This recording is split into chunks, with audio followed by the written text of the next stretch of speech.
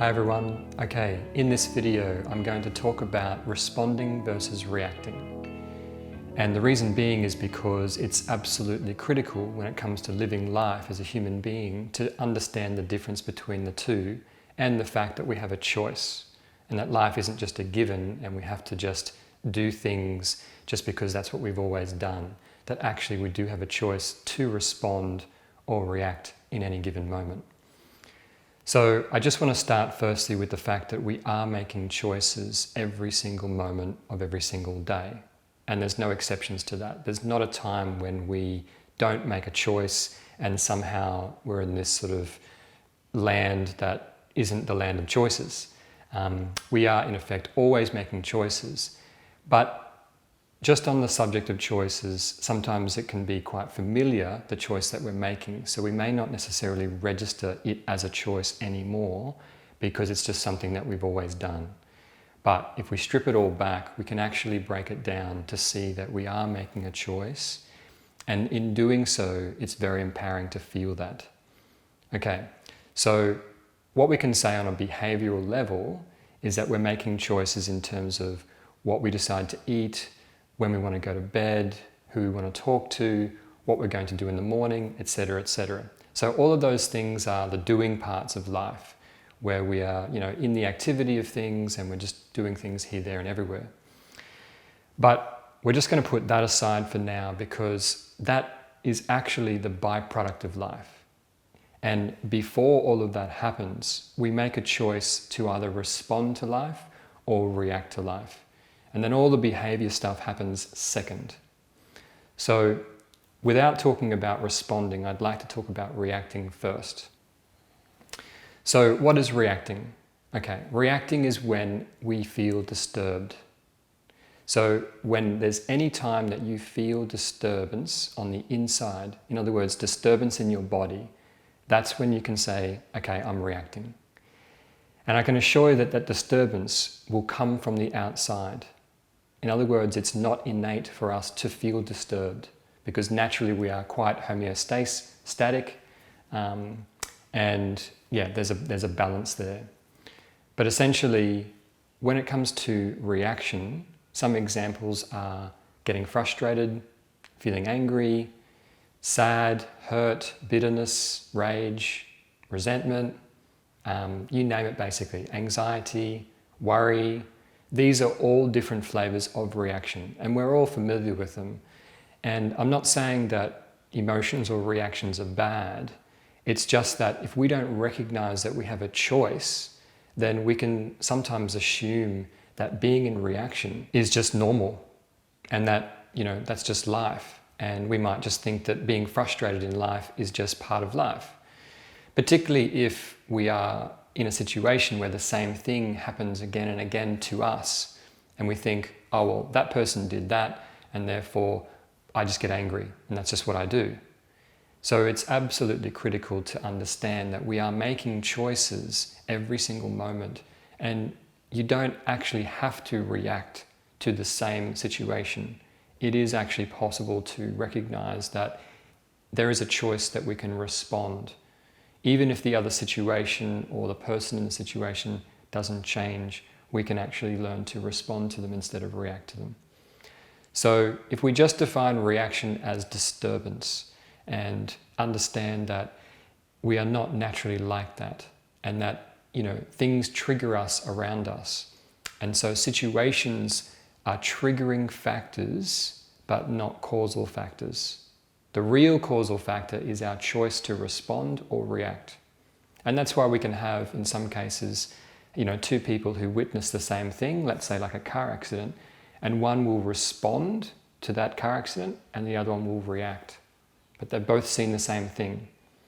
And obviously, those two people have had their own individual and personal life experiences, but ultimately, in that moment, there is a split-second decision to make, and that is to either respond or react. And so that's what we're doing all of the time. It's just that it seems like it's hard to catch that when we've been making the same choice so often. It's so familiar and so ingrained that basically it's like, no, I didn't make a choice there. I just did what I normally do. But this is where the honesty has to come into it. And I like to talk about honesty because honesty is essentially the bridge between reacting and responding.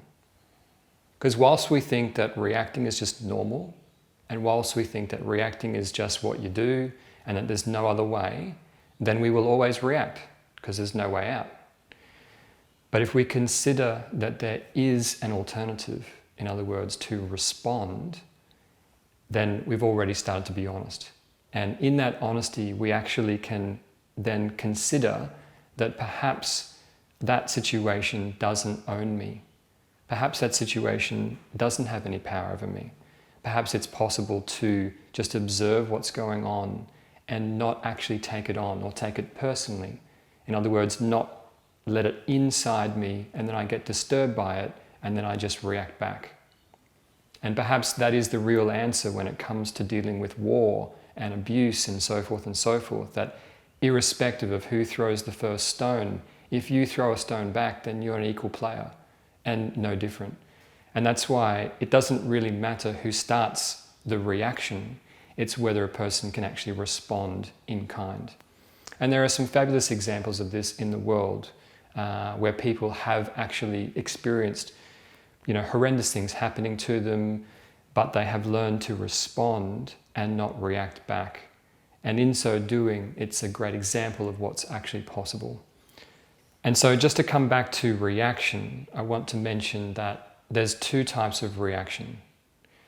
One type is the obvious version of reaction, which is like yelling at someone, screaming at someone, obvious stuff. But then the other kind of reaction is holding back. And holding back is something that we don't even consider is reaction because it's so normalized.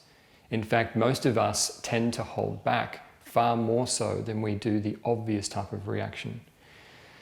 So holding back is when, for example, we don't express what we truly feel to someone, but give them a different version.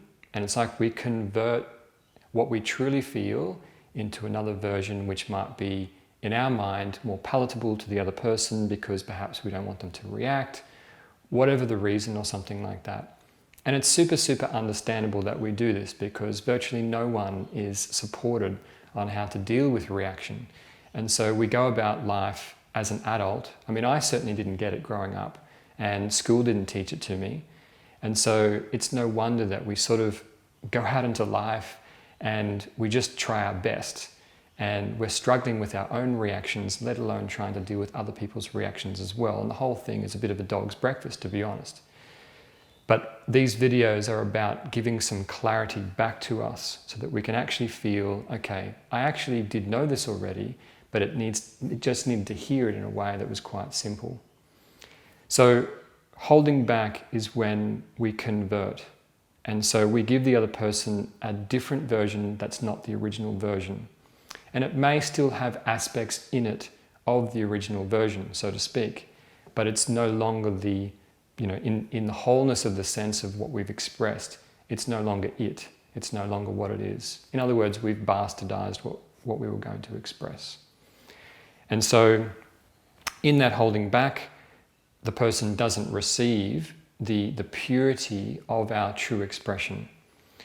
And other obvious examples of holding back would be just feeling that we need to say something in a situation and we don't. We deliberately withhold what we feel to express altogether and maybe just stay silent or something like that. So the reason why I wanted to talk about holding back in that sense is because it doesn't really matter whether you say anything or not. It's defined by whether you're holding back. Because there are some people that are very, very talkative, but it's all holding back because they're not expressing the true and original and pure version of what they truly feel. And there's other people who are holding back by not saying anything at all. And then we miss out on the gold that they could otherwise share and impart and teach us basically about what they've learned in life. So on responding then, essentially it comes down to expressing how you truly feel and not holding back or watering down one iota what you feel to express. And that expression is very pure and very, very natural. And the best examples who do that are children, particularly children under the age of 5 or even younger. And they express with such purity and no regard basically for social norms, etc., etc. And of course we need to understand social norms and etc., but we actually don't want to adhere to social norms if it comes at the expense of our expression. And so children are the best examples of just expressing with no attachment to an outcome. Another thing I want to mention about responding and expressing is that responding is not words. Responding is everything that we do. And so we know that most communication is actually non-verbal. And so it's like words are the tip of the iceberg, really. And so when it comes to responding, you can have two people who live with each other and they're walking around, maybe not having a conversation with each other, walking around the house, passing each other in the corridor. All of that's communication. And all of that can be read as either responding or reacting. In other words, they're either responding to each other or they're reacting to each other. And then inevitably there'll be a conversation sometime down the track. But the conversation is not necessarily what happened originally. It happened way back, 2 days ago or something like that, when a reaction might have first begun in the way they were walking with each other. And so responding and reacting is not limited to words. And in other words, in our sleep, we can be reacting. If someone gets disturbed emotionally before they go to bed, then they're going to have a disturbed sleep. And we could actually say, okay, that was a sleep where I was reacting in my sleep. It wasn't settled in the way that it could have been. So that's just another little aspect to responding and reacting. This is such a huge topic and I want to talk so much about this, but I think I'll leave it for other videos. So that's a little snippet and introduction, and I'll talk with you next time.